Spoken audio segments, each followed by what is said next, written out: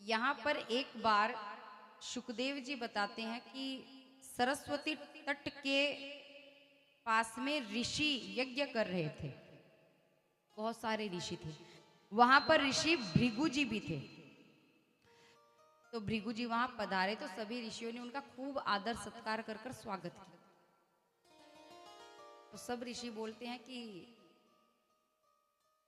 यज्ञ में 3 देवताओं का स्थान होता है, ब्रह्मा, विष्णु और महेश।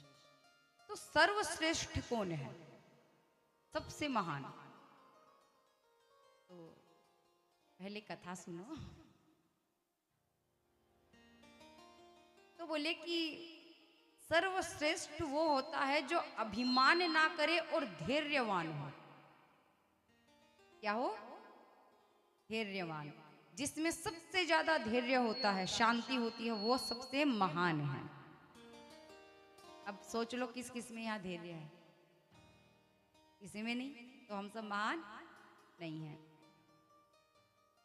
तो भृगु जी बोलते हैं कि तो कैसे पता लगाएं कि तीनों देवताओं में सर्वश्रेष्ठ कौन है, सबसे ज्यादा धैर्यवान और शांति प्रिय कौन है?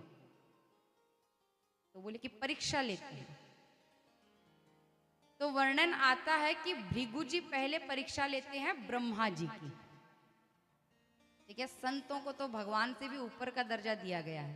तो संत प्रभु की भी परीक्षा लेते हैं कि सर्वश्रेष्ठ देवता कौन से हैं, मतलब धैर्य किसके पास है।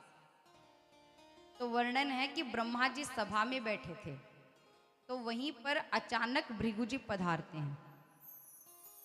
पधार कर परीक्षा लेने के लिए ब्रह्मा जी को ऋषि ने प्रणाम नहीं किया, अनदेखा कर दिया। अनदेखा कर दिया तो ब्रह्मा जी को यह बात अच्छी नहीं लगी और वो भयंकर क्रोधित हुए। तब भृगु जी मन में विचार कर लेते हैं कि ये तो इतनी सी बात पर क्रोधित हो गए, तो ये धैर्यवान नहीं है। इसके बाद महादेव जी की परीक्षा लेने के लिए गए। तो कैलाश पर्वत पर महादेव जी और मैया बैठे हुए हैं और भृगु जी आए। प्रणाम तो किया, परंतु वैसे नहीं जैसे हम आदर सत्कार के साथ करते हैं। मैया को प्रणाम कर कर महादेव जी को थोड़ा अनदेखा कर दिया। प्रभु को क्रोध आ गया कि आप ये क्या हरकत कर रहे हैं, मुझे क्यों नहीं प्रणाम किया अच्छे से। तो त्रिशूल उठाया, मारने ही वाले थे कि मैया ने रोक लिया। प्रभु जी रुक जाइए, ब्राह्मण हत्या सही नहीं।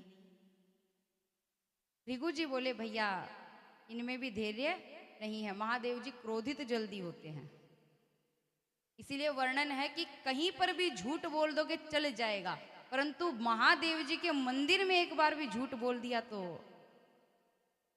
उन्हें झूठ पसंद नहीं है और झूठे व्यक्ति को वो क्षमा भी नहीं करते। इसके बाद भृगु जी विष्णु भगवान की परीक्षा लेते हैं। तो विष्णु भगवान लेटे हुए हैं योग निद्रा में और मां लक्ष्मी उनके चरण दबा रही है, चरण सेवा कर रही है।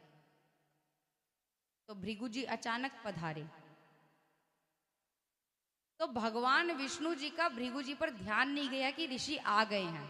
तो भृगु जी परीक्षा लेने के लिए भगवान के हृदय पर जोर से लात मारते हैं। जैसे ही लात लगी भगवान की आंखें खुली और देखिए विष्णु भगवान ने फिर क्या किया। हाथ में भृगु जी के चरण लेते हैं और कहते हैं कि महाराज मेरा हृदय तो कठोर है, आपके चरण बड़े बड़े नाजुक हैं, आपको लगी तो नहीं? तो चरण पखारते हैं। तब भृगु जी कहते हैं कि सर्वश्रेष्ठ कौन? विष्णु भगवान। क्यों? क्योंकि भक्तों के बारे में यदि कोई इतनी चिंता करे तो वो केवल विष्णु भगवान है, सबसे धैर्यवान, सबसे शीतल स्वभाव वाले।